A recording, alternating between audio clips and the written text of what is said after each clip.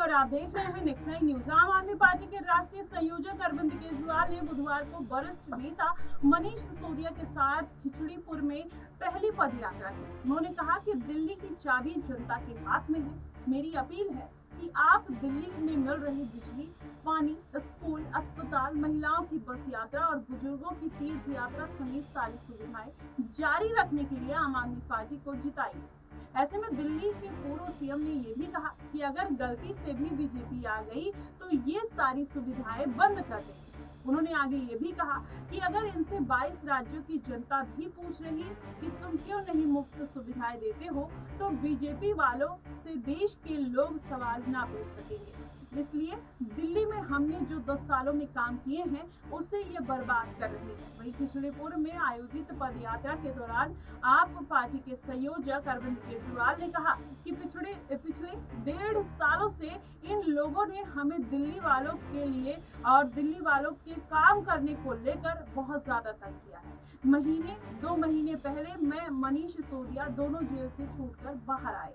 उन्होंने कहा कि हमारा कसूर क्या है, 10 साल से दिल्ली में हमारी सरकार है, तब तक इन लोगों ने दिल्ली के काम को रोकने के लिए अपनी एड़ी चोटी का पूरा जोर लगा दिया। जो काम मैंने दिल्ली में किए हैं वो काम भारत में पिछले 75 सालों में कभी नहीं हुए। मैंने दिल्ली में लोगों को बिजली फ्री 24 घंटे देकर देख मिली है। उन्होंने कहा कि दिल्ली के बच्चों के लिए स्कूल अच्छे हो, मोहल्ला क्लिनिक काम कर रहा हो, महिलाओं को बस का मुफ्त सफर मिल रहा है, बुजुर्गों को फ्री तीर्थ यात्रा मिल रही है। आज कभी तक ऐसे काम नहीं हुए।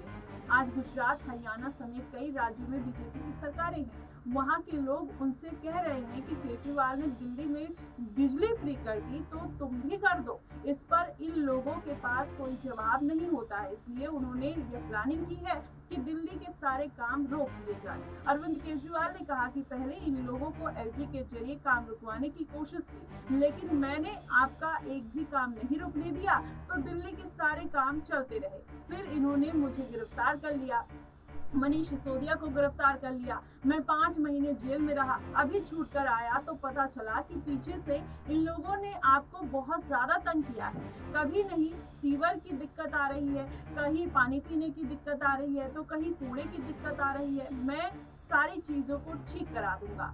अब आपका केजरीवाल आ गया है। दिल्ली में कई जगह सड़कें टूटी हुई थी, लेकिन आज पूरी दिल्ली की सड़कें पर मरम्मत चालू हो गया है और बाकी चीजों पर भी काम कर रहा हूँ। मैं आपके सारे काम करा दूंगा। मनीष सिसोदिया ने कहा कि हम लोगों को तो पद यात्रा करने के लिए निकले हुए थे, लेकिन अरविंद केजरीवाल ने कहा कि ये तो पूरी जनसभा हो गई। यहाँ मौजूद बहनें कह रही हैं कि उन्होंने अरविंद केजरीवाल के लिए बहुत दुआएं मांगी, इसलिए वो जेल से बाहर आ गए। जनता ने बहुत दुआएं मांगी हैं और बहुत लड़ाई भी लड़ी है।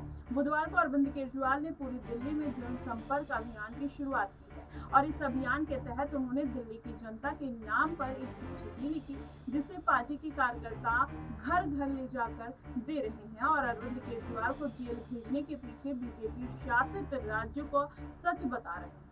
और इस चिट्ठी को मनीष सिसोदिया की पदयात्रा कार्यकर्ताओं में भी एक हर्षोल्लास देखने को मिला और वो कार्यकर्ता ये चिट्ठी जनसभा में भी बांटते हुए नजर आए, पदयात्रा में भी बांटते हुए नजर आए। ऐसे में माना जा रहा है कि अरविंद केजरीवाल का ये अभियान कहीं ना कहीं भारतीय जनता पार्टी के ऊपर भारी पड़ सकता है और कहीं ना कहीं भारतीय जनता पार्टी को बड़ी शिकस्त मिल सकती है, क्योंकि अरविंद केजरीवाल की जो फ्री बांटने की एक राजनीति है, कहीं ना कहीं दिल्ली की जनता को अब उसकी आदत पड़ चुकी है। वहीं दूसरी तरफ देखा जाए तो भारतीय जनता पार्टी हमेशा से फ्री की रेवड़ी बांटने का विरोध करती हुई नजर आई। शायद यही कारण है कि भारतीय जनता पार्टी खुलकर फ्री में कोई भी चीज नहीं बांटना चाहती, लेकिन कई ऐसी योजनाएं हैं जिनको भारतीय जनता पार्टी इस बार के विधानसभा चुनाव में लागू करती हुई नजर आई। महाराष्ट्र में कन्या बहन योजना जिस तरीके से निकालती हुई भारतीय जनता पार्टी आई, उसके बाद कांग्रेस पार्टी और उद्धव ठाकरे और विपक्षी पार्टियां भारतीय जनता पार्टी पर हमलावर थी।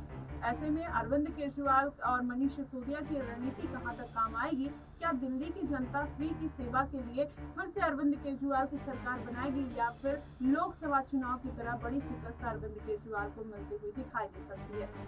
इस मामले को लेकर आपका क्या कुछ कहना है? कमेंट बॉक्स में जरूर बताइएगा। फिलहाल के लिए बस इतना ही। देश और दुनिया की तमाम खबरों के लिए हमारे साथ बने रहिएगा।